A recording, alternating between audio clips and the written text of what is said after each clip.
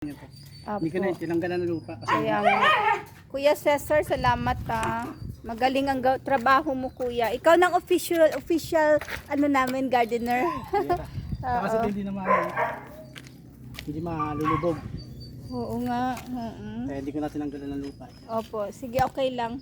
Marami pa tayong gagawin bukas. Saka matataniman yan tayo dito. Oo.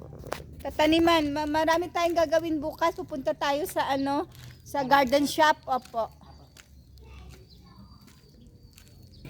Cesar is my official gardener. Husband of my friend Esther. Kapitbahay rin. Black 20 kayo na, kuya? Black 21. Black 20. My friend in Black 20.